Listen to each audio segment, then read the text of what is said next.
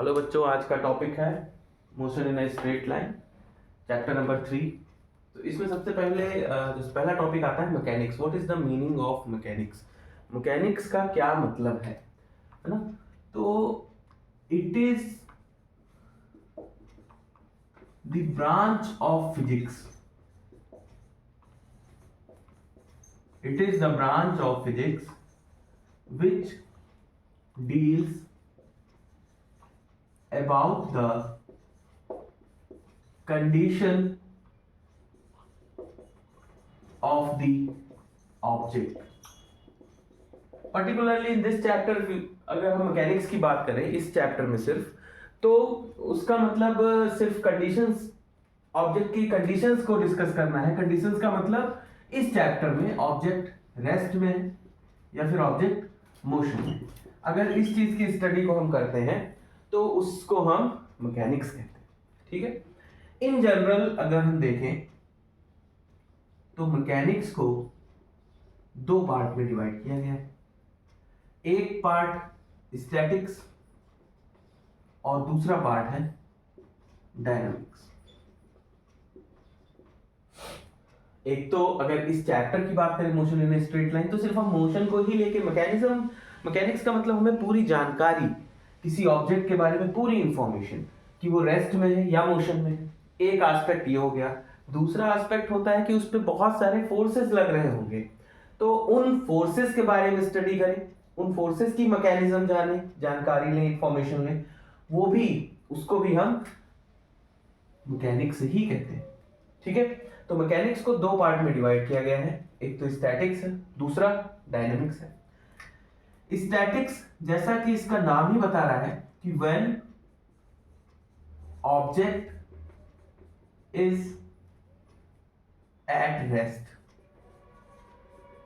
या object stationery हो, stationery मतलब टाइम के रेस्पेक्ट में उसकी पोजीशन चेंज ना हो रही हो, तो फिजिक्स की जो ब्रांच होती है उसको हम, मैकेनिक्स की जो ब्रांच है उसको हम स्टैटिक्स, उस स्टडी को हम स्टैटिक्स कहते हैं।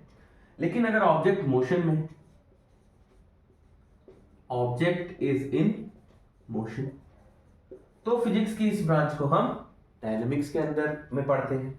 ठीक है, अब ऑब्जेक्ट रेस्ट में है तो उस पे लगने वाले डिफरेंट फोर्सेस। अब यहां पे अगर ऑब्जेक्ट रेस्ट में तो उसकी कोई वेलोसिटी नहीं होगी, कोई एक्सेलरेशन नहीं होगा, ऑब्जेक्ट रुका हुआ है। लेकिन अगर ऑब्जेक्ट मोशन कर रहा है तो इस ब्रांच को फर्दर दो पार्ट में क्लासिफाई किया गया है। एक है काइनेमेटिक्स और दूसरा है काइनेटिक्स। ठीक है, kinematics, kine means motion, matics means math, means when the object is in motion, तब हम डिफरेंट कैलकुलेशंस करेंगे। वो सारी कैलकुलेशन, जो कुछ भी हम कैलकुलेट करेंगे वो काइनेमेटिक्स में आता है। मींस काइनेमेटिक्स में जो कॉज है मोशन का, cause of motion is not considered. Cause of motion, motion का कॉज क्या होता है? फोर्स। फोर्स की कैलकुलेशन इस फिजिक्स की इस ब्रांच में या मैकेनिक्स की इस ब्रांच में, जिसको हम काइनेमेटिक्स कहते हैं, वहां पे हम फोर्स की कैलकुलेशन नहीं करेंगे, अदर सारे फिजिकल क्वांटिटीज या पैरामीटर्स हम कैलकुलेट करेंगे। जैसे डिस्टेंस कितनी ट्रेवल की, वेलोसिटी क्या है, एक्सेलरेशन क्या है, इंस्टेंटेनियस वेलोसिटी क्या है, ये सारी चीजें। ठीक है, तो अगर हम कॉस को कैलकुलेट नहीं करते हैं, अदर पैरामीटर्स को कैलकुलेट करते हैं तो उसको काइनेमेटिक्स कहते हैं। अगर कॉस को कंसीडर करते हैं तो उसको काइनेटिक्स कहते हैं। मींस मैकेनिक्स की वो ब्रांच जहां पे कॉस इज कंसीडर्ड और कॉस की ही कैलकुलेशन की जाए, मतलब फोर्स इज कैलकुलेटेड, फोर्स को कैलकुलेट करें या इससे रिलेटेड चीजें जहां पे फोर्स का इन्वॉल्वमेंट हो उसको कैलकुलेट करें, तो उसको हम फिजिक्स की उस ब्रांच को हम काइनेटिक्स कहते हैं। और जहां पे ऑब्जेक्ट रेस्ट में हो, चल ना रहा, ठीक है, इस पे लगने वाले हम डिफरेंट फोर्सेस को कैलकुलेट करें, है ना, तो वो ब्रांच स्टैटिक्स कहलाती है। तो मैकेनिक्स के बारे में, it is the branch of physics. If we are considering only this chapter, then we will deal the condition of the object, either object is in rest or object is in motion. That type of calculation we will do in the mechanics. But in general, mechanics is divided in two parts. One is statics and another one is dynamics. Statics means object is in stationary condition, its position is not changing with respect to time. Here object is in motion, means position of the object is changing with respect to the time. Now the dynamics is further classified in two categories. One is kinematics, another one is kinetics. Kinematics means cause is not calculated. Cause means force. Force and related parameters will not be calculated in the branch of kinematics. Other parameters like distance, displacement, velocity, acceleration, instantaneous speed, instantaneous acceleration, that all will be calculated. That comes under the kinematics. If cause is calculated, that comes under the kinetics.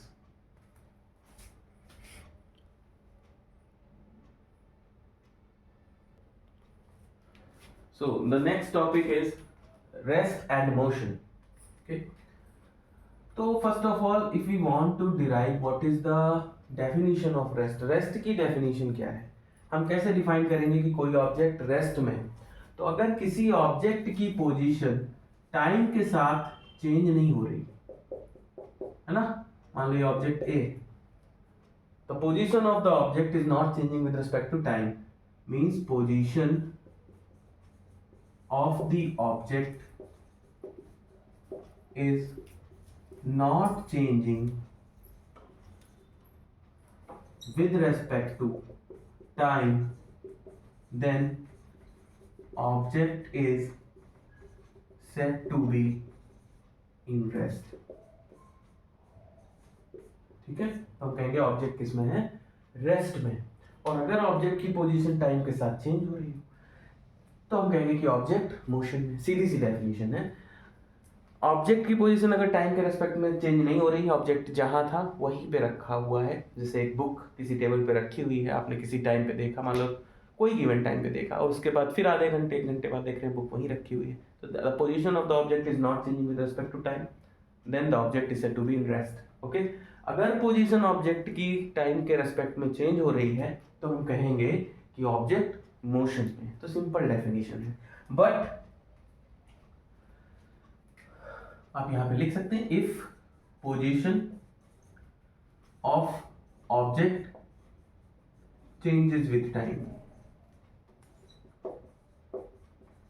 Then object is said to be in motion. Okay. Rest में नहीं होगा, उसकी position time के respect में समय के साथ बदल रही होगी, तो ऑब्जेक्ट मोशन में. ठीक, सिंपल डेफिनेशन हो गई.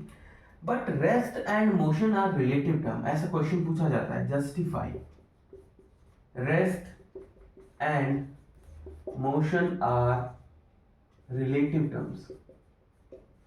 एक दूसरे के रेस्पेक्ट में डिफाइन कर सकते हो. जैसे मैं कहूं कि a person is travelling in a बस.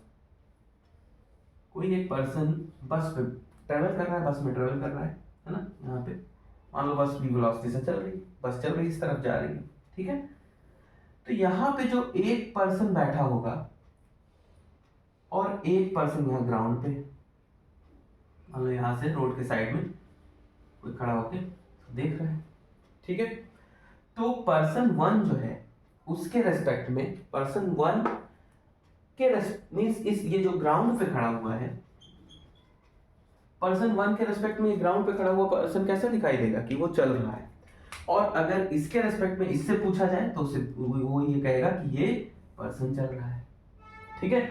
उसी टाइम पे उसी सेम कंडीशन में कोई दूसरा पैसेंजर यहाँ बैठा हुआ है, उसके साइड वाली सीट पे बैठा हुआ है. मान लो आप ट्रेन से ट्रेवल कर रहे हैं, एक पैसेंजर आप हैं, को पैसेंजर दूसरा आपके साथ में बैठा हुआ है, तो आप दोनों लोगों को दिखाई देगा कि ये चल रहा है. इसके रेस्पेक्ट में दिखाई देगा कि ये दोनों मूव कर रहे हैं, ये दोनों मोशन में, और आपस में ये दोनों एक दूसरे को, क्योंकि सेम स्पीड से चल रहे होंगे, एक ही बस में, एक ही सिस्टम में, तो ये दोनों एक दूसरे को मोशन में नहीं दिखाई देंगे. जो साथ वाला बैठा हुआ है वो रुका हुआ दिखाई देगा, रेस्ट में दिखाई देगा.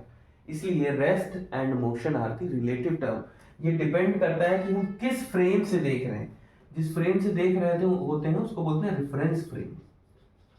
रेफरेंस फ्रेम, कहां से हम देख रहे हैं, कहां से हम ऑब्जर्व कर रहे हैं, that is called reference frame. तो रेफरेंस फ्रेम के रेस्पेक्ट में ये पर्सन इस ग्राउंड पे रुका हुआ है, इसलिए इसको बोलते हैं inertial reference frame.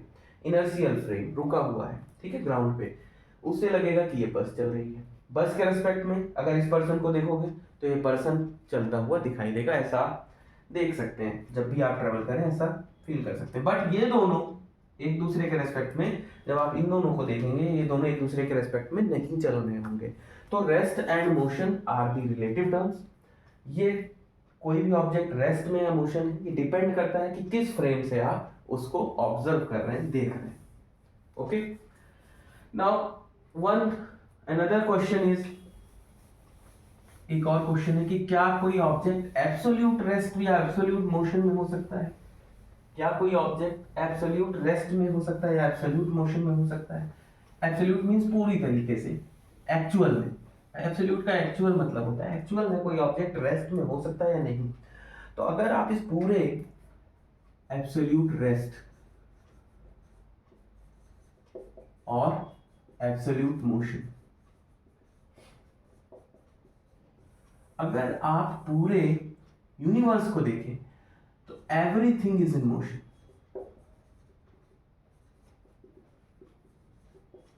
Everything in the universe is in motion. हर एक चीज यूनिवर्स में किसमें है? मोशन में चल रही है, हर एक चीज चल रही है। Earth is revolving around the sun, या सन के चारों तरफ अर्थ रिवॉल्व कर रही है।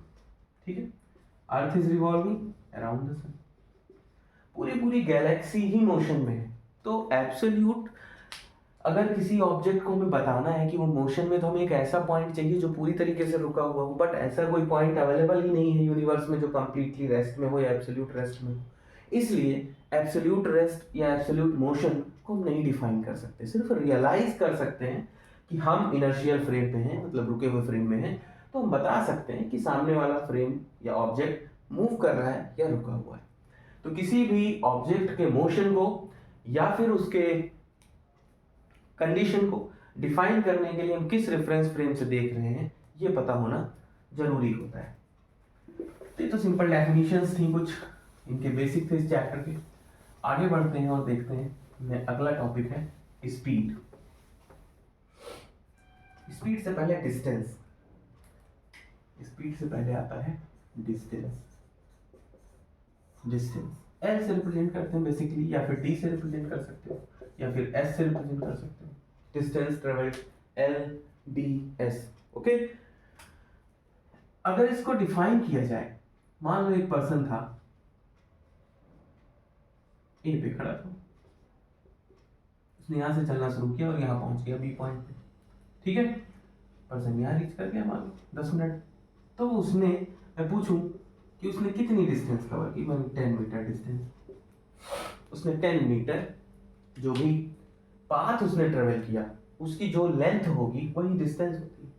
तो डिस्टेंस की अगर आप डेफिनेशन देखें तो it is the actual length of the path travelled. It is the actual length of the path travelled. Okay, actual length क्या है, कितना चला, and its unit is metre. Metre में मेजर करते हो, डायमेंशनल फॉर्मूला आप जानते हो, इसका एल होगा। Okay, its unit is metre and dimensional formula is L. Okay, अब कोई पर्सन यहां से चला, यहां गया, यहां से चल के यहां गया, यहां से फिर यहां, फिर मान लो इस तरफ गया। ओके, तो A B C D E. Okay, तो ये चला 5 मीटर, ये चला मान लो 3 मीटर, ये चला 2 मीटर, और ये वापस चला हो 7 मीटर। तो अगर यहाँ पे पूछा जाए डिस्टेंस उसमें कितनी कवर की, तो आप जोड़ दोगे सबको, 5 + 3 + 2 + 7। ठीक है, 17 मीटर उसने डिस्टेंस ट्रेवल की। तो what ever the length of the path travelled, that is called distance. कितनी उसने लेंथ चली है, एक्चुअल लेंथ उसने कितनी चली है किसी पाथ को कवर करने में, उसी को हम डिस्टेंस कहते हैं। ओके,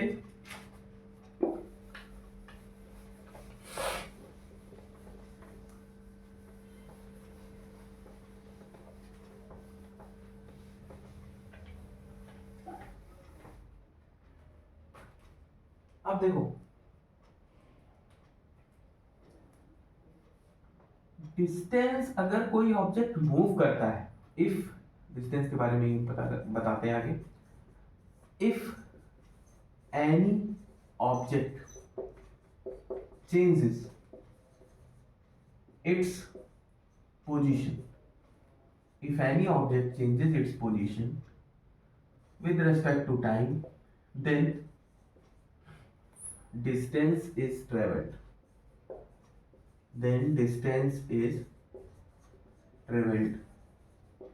अगर कोई भी ऑब्जेक्ट समय के साथ अपनी पोजीशन को चेंज करता है तो डिस्टेंस ट्रेवल करेगा ही वो। मीन्स इसका मतलब ये हुआ डिस्टेंस आइदर पॉजिटिव और जीरो। डिस्टेंस कभी भी निगेटिव नहीं होती। Okay, distance will be either positive और जीरो बट नेवर निगेटिव। अगर कोई ऑब्जेक्ट यहाँ है, इसी को हम रेफरेंस पॉइंट मान लेंगे या स्टार्टिंग पॉइंट मान लेंगे, इसके कोऑर्डिनेट मान लो 0,0 का, कुछ भी डिस्टेंस वो चलता है, कुछ भी पोजीशन चेंज करता है तो डिस्टेंस वो ट्रेवल करेगा। डिस्टेंस पॉजिटिव होगी या फिर जीरो होगी। निगेटिव जैसा डिस्टेंस में कुछ नहीं होता, जैसा कि डिस्प्लेसमेंट जो अगला टॉपिक है वो मैं पढ़ाऊंगा। ओके, अगर कोई ऑब्जेक्ट एक ही डायरेक्शन में चल रहा है, जैसे अगर हम कोऑर्डिनेट सिस्टम की बात करें तो 3 एक्सिस होती है, एक्स एक्सिस, वाई एक्सिस और इसके परपेंडिकुलर बोर्ड के जेड एक्सिस।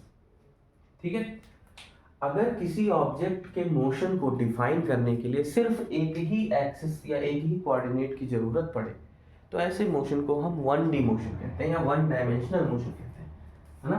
तो 1 डायमेंशनल मोशन या 1D मोशन, जरूरी नहीं वो एक्स कोऑर्डिनेटेड हो, वाई भी हो सकता है, जेड भी हो सकता है।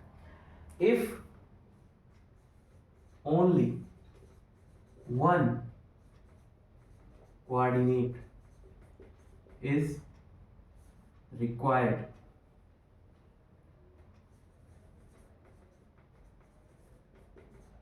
to explain motion of an object.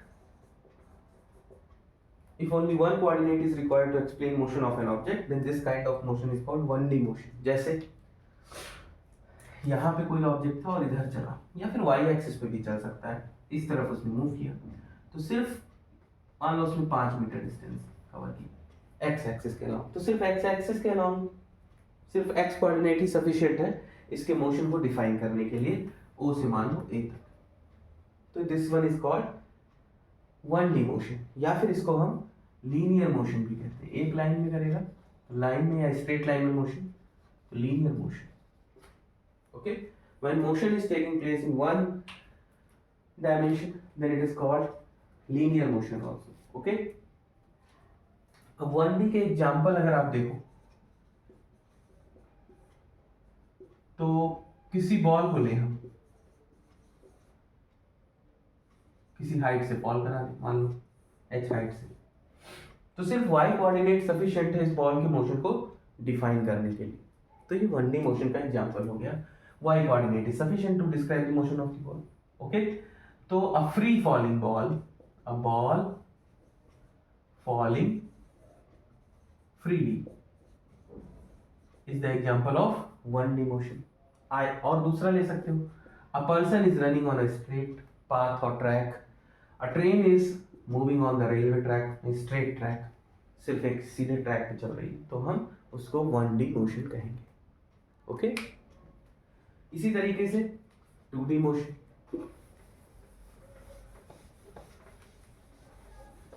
2D means 2 dimensional.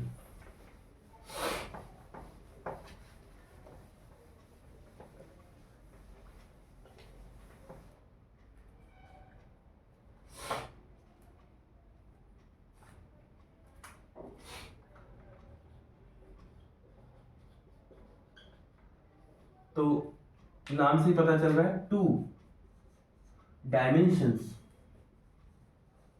और 2 कोऑर्डिनेट्स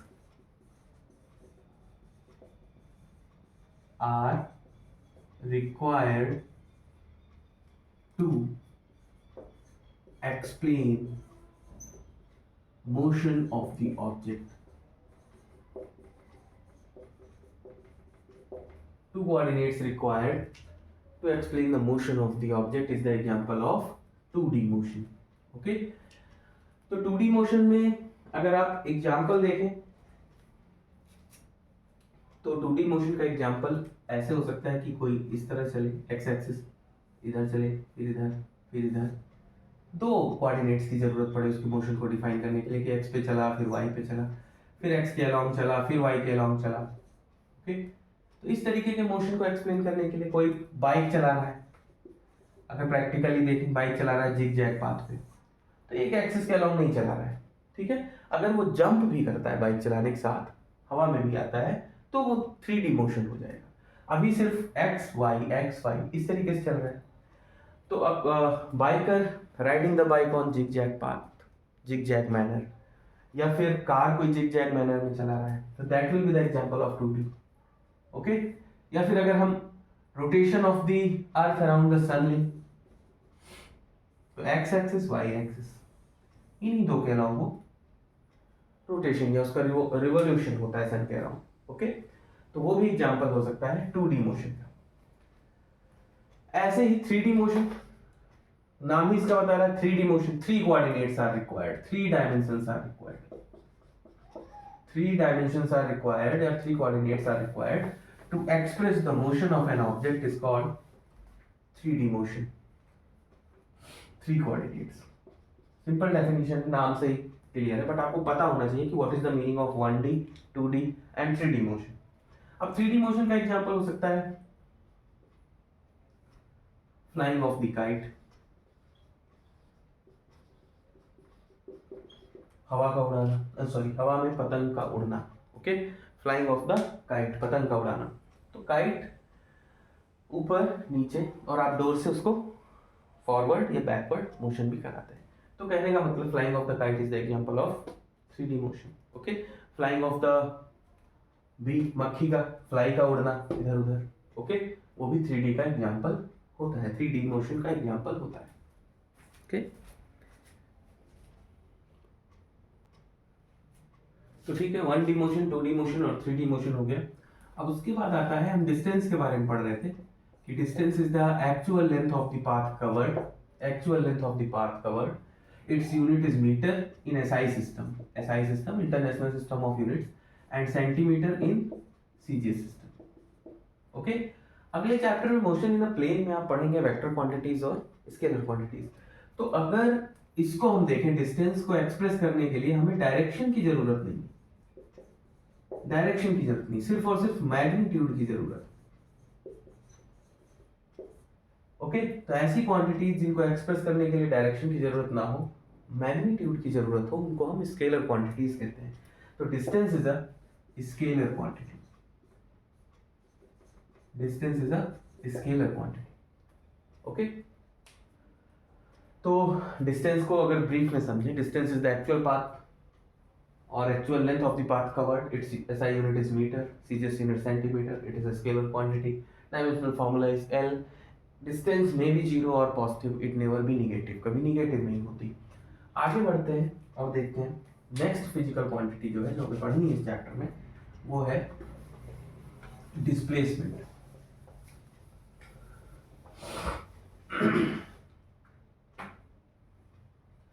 डिस्प्लेसमेंट,